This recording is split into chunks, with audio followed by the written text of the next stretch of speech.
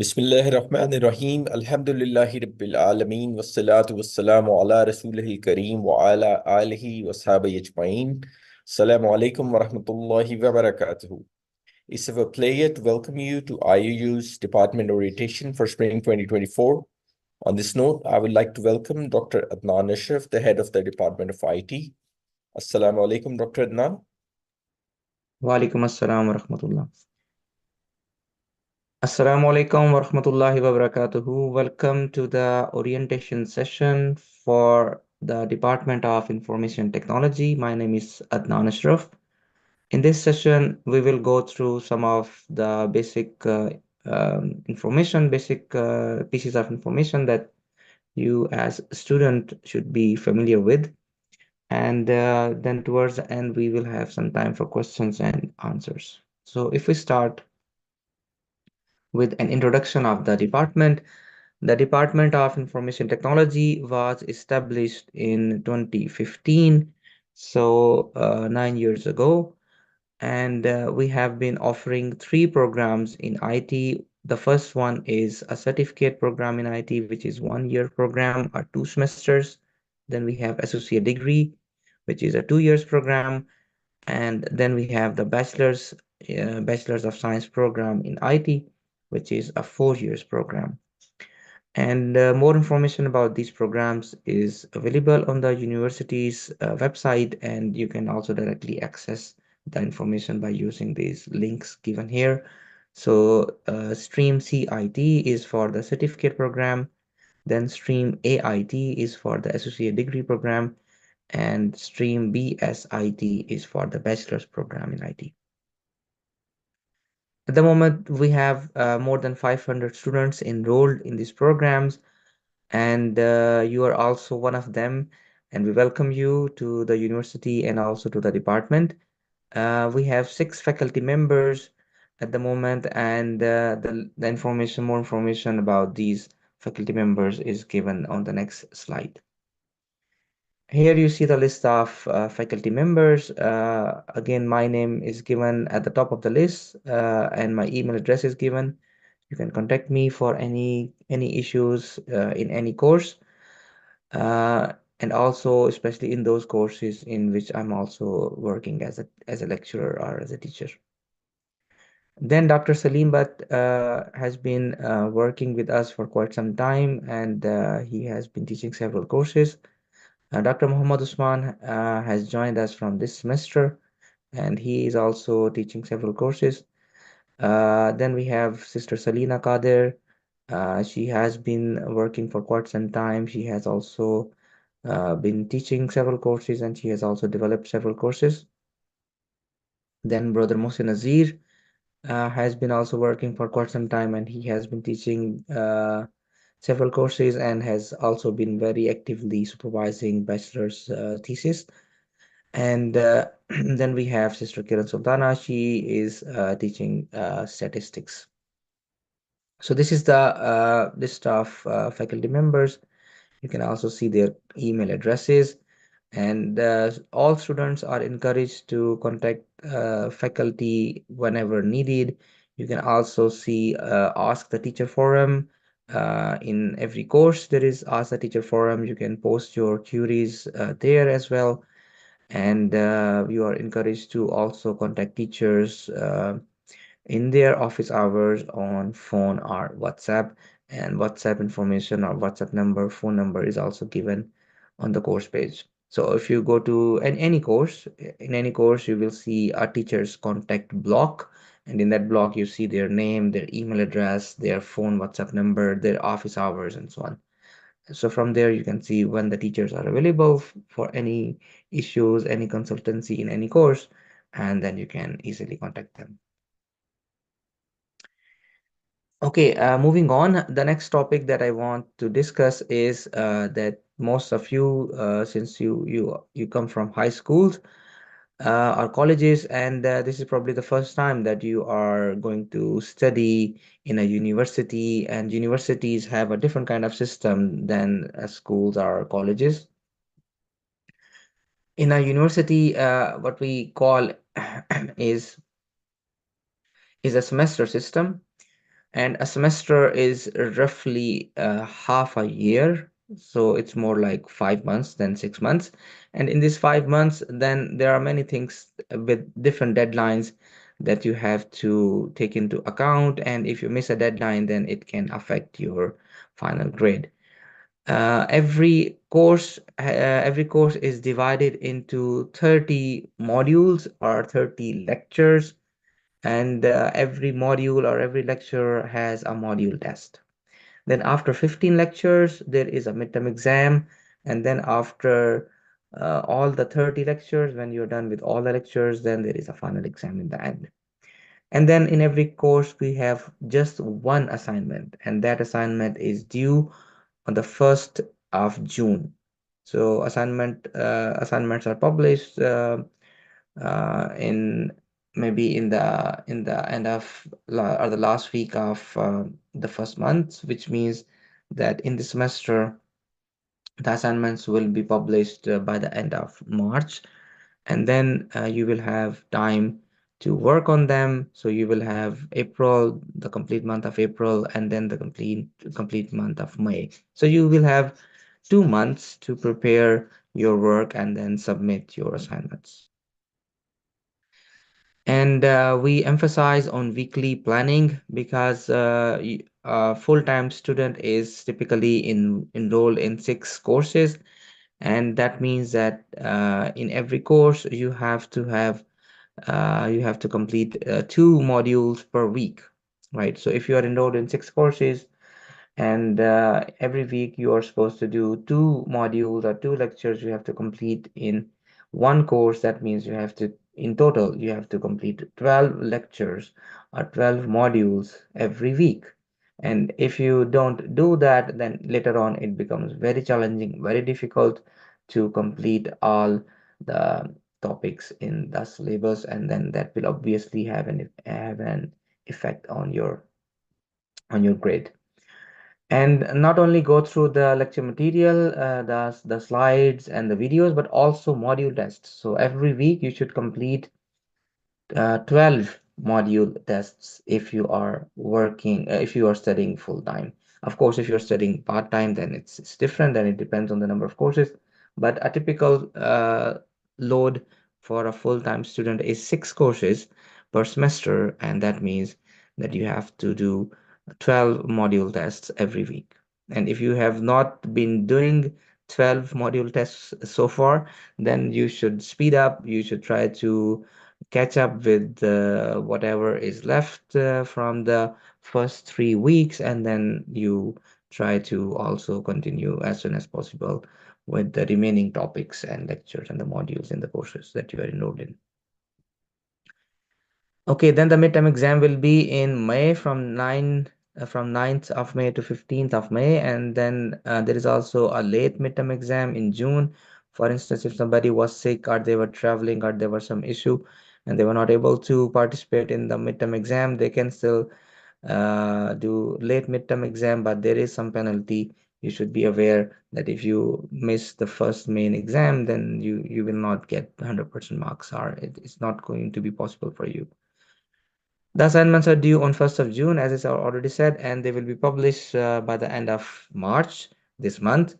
And then you will have 2 months to work on your assignments, and then you can submit them by 1st of June. And I actually encourage students to submit the assignments a little bit before the deadline, because if there is an issue on the last day, then you will probably not get full points in your assignments. If the assignment is somehow marked as delayed or late submission, then you will lose some points. Then the final exams, they are in August, in the first week of August, and there is also late final exam, which is in the second week of August. And during the exams, we also provide examination support. If you have any technical issues, you are welcome to contact the technical support for that. Moving on, there are some assignment guidelines given on this slide. The first thing is that assignments, they are basically because it's an IT program, you are enrolled in one of the IT programs, either it's a 1 year program, 2 years, or 4 years, but you are enrolled in one of the IT programs. And The main focus of any of these IT programs is on technical skills, programming, problem solving, and also to some extent mathematics. So the assignments of obviously are also technical in nature in most of the courses. In some courses, there will be essay type of assignments that you are given a topic and then you are supposed to produce an essay of a certain length, let's say 1000 to 1200 words. But that is not usually the case in most of the courses. Most of the courses are technical in nature. There are programming courses, there are mathematical oriented courses, and then in those courses, and also other problem solving, for example, algorithms and problem solving courses. And in all of these courses, you will see that the assignments are also quite technical in nature. And then in addition to that, when you are going to submit an assignment, the file format should be correct. There will be guidelines given in the assignment description, instructions, and then you can see there that what file format is acceptable. So only submit the correct file format. For example, if it says submit a Word file, then you submit a Word file. If it says submit an Excel file or a programming file, for example, Java program or C++ program, whatever is given in the assignment instructions, you should follow those. The maximum size of a file that you can upload as an assignment is 2 megabytes. And if the size of your assignment exceeds 2 megabytes, then it will not be possible for you to upload. So you should be careful that the assignment size is within the acceptable limit. Then in the assignments, especially assignments where you have to write an essay, you should also do proper referencing. There is a course given here, study skills course. This is a free course for every student at IOU. You can enroll in this course for free, and there you can see how proper referencing is done. There are also other things in the course. I will cover that in the next slide. But this course is a self-study course. There is no lecturer, there are no module tests, nothing. It's just for information. So you go to this page, the link is given here, or you can just search for our study skills course, and then you enroll in the course, and then you go through all the material on your own. It is a very useful course. It will help you understand how proper referencing is done. And then also a very critical, very important issue is that you should never try to plagiarize. You should never try to copy paste other people's work in your assignments. If your assignment is plagiarized and the plagiarism threshold that is acceptable is 20%. So if your assignment is plagiarized more than 20%, then it will be rejected and you will most likely get 0 in the assignment grade. Also, sometimes students submit incorrect files. For example, you were submitting assignment in course 1 and you incorrectly submitted assignment from course 2. If you do this kind of mistakes, then obviously you will get 0 in the assignment. So make sure double check everything before submitting the file that you are correcting. You are submitting the correct file, because otherwise, if you have submitted incorrect file, it will not be possible later on for you to replace it with the correct file. Okay, moving on, there is more information about the study skills course. Again, the link is given here as well on this slide. And in this course, it's a self-study course. You don't have to contact any teacher there. You don't have to do any exams or any module tests, nothing. It's just for information purposes. And it has only 5 modules. That's it. And you can obviously plan your time according to your availability and other studies that you have been doing. But I suggest that you go through all of these 5 modules as soon as possible. Maybe if you start this week, maybe try to end all of these in 4 to 5 weeks, because then after that you should focus more on the assignment tasks. So before start working on assignments, if you go through all of this, this is quite helpful, and many people have actually found it useful, and they have been then able to learn how proper referencing is, for example, done, how essays are written, how you should manage your time, and so on. So many things are covered in quite much detail, especially referencing. And referencing is something that many students, many new students in universities, they struggle with referencing. So this is quite a good guide for you if you are interested, if you want to learn how to do proper referencing in your assignments. Okay, the next thing that we have is program learning outcomes. So again, we have IT programs. In all of these IT programs, the main focus is on technical skills and tools. For example, we have courses where you will be learning programming, how we write programs, computer programs, for example, in C++, in Java, and other programming languages.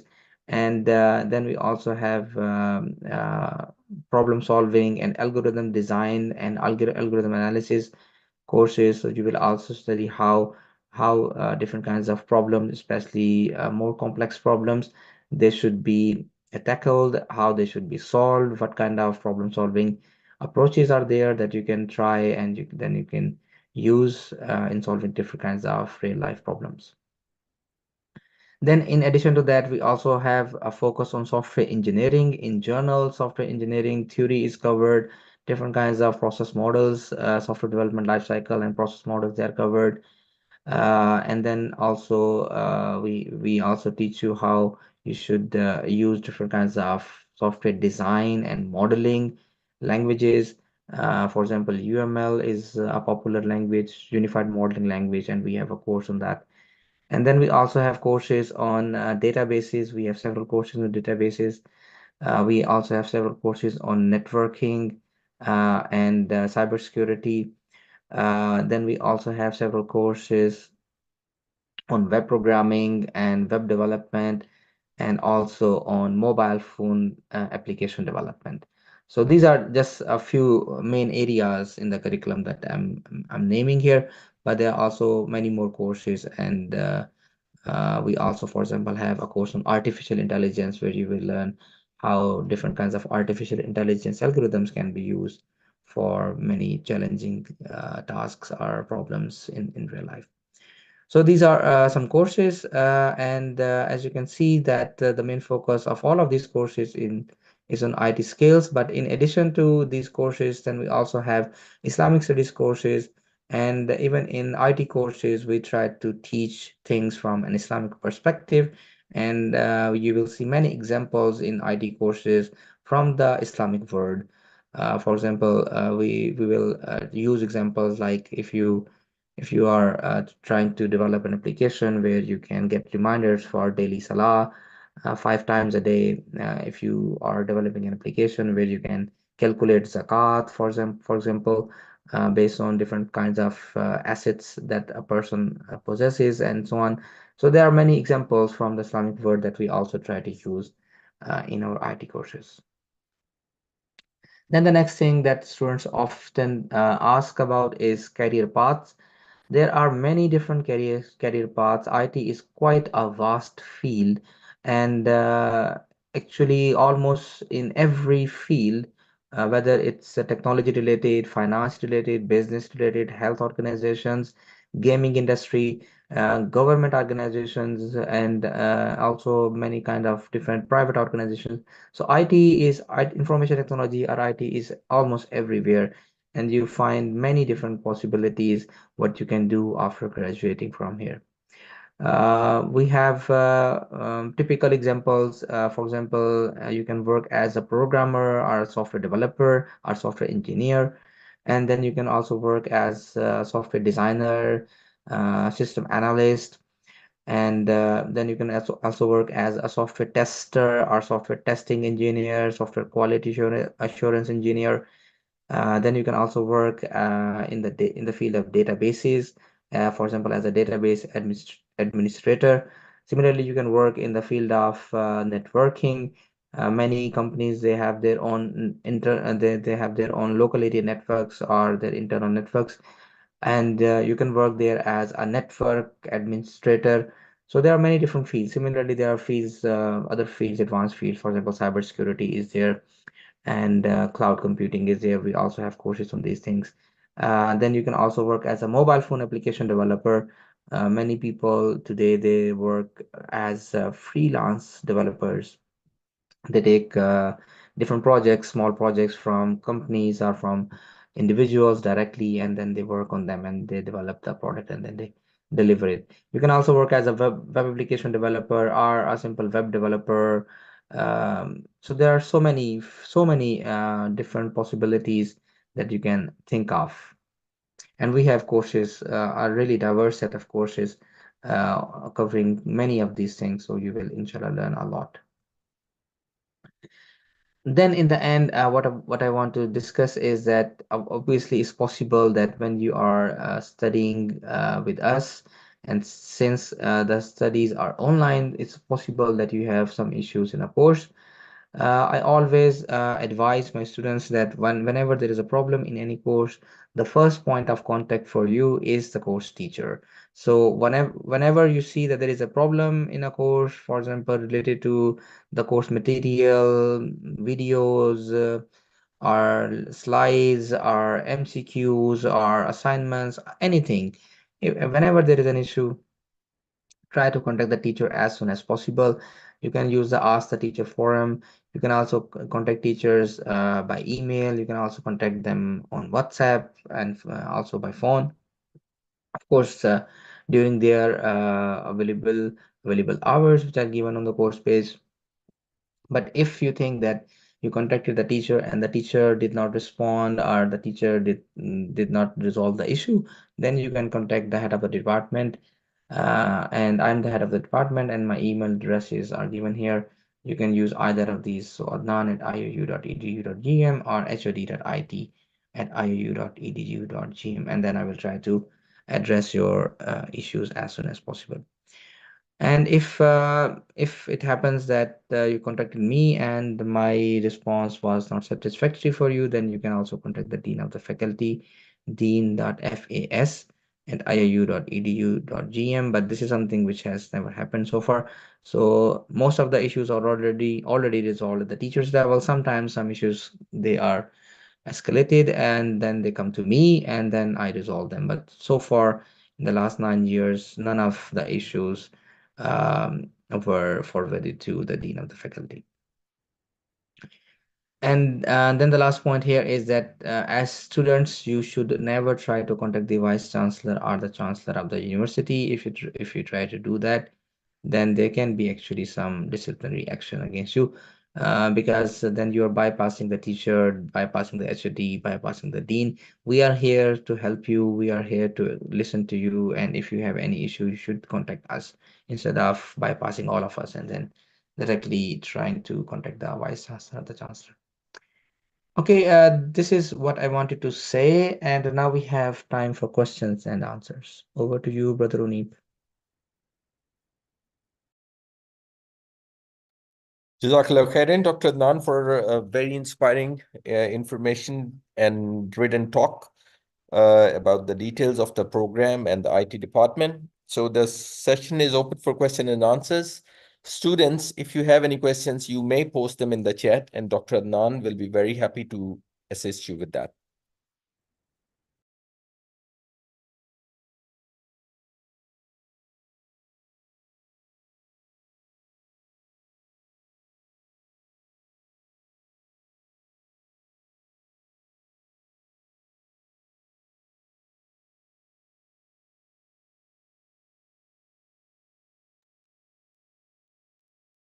So dear students, do you have any questions? You can post them in the live chat so that they can be answered. Otherwise, if there are any questions, they can always be directed towards the help desk. And as Dr. Adnan has shared already, the teacher's details are given on the modules. So you can always write to the teacher as well.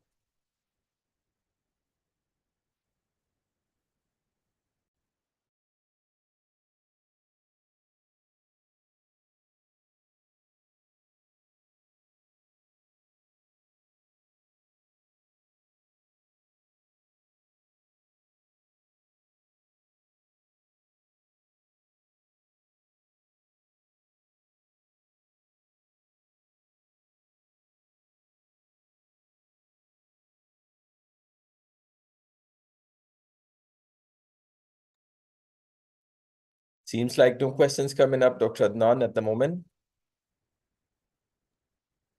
All right, then shall we end the session? Yes, with your permission, then inshallah. Yes, inshallah, let's end the session. Jazakallah khairan, my brothers and sisters, dear students, Dr. Adnan, for attending this session. May Allah bless us all with beneficial knowledge and success in both worlds. Subhanakallahumma wa bihamdik ashhadu an la ilaha illa ant astaghfiruka wa atubu ilayk. Assalamu alaikum wa rahmatullahi wa barakatuhu.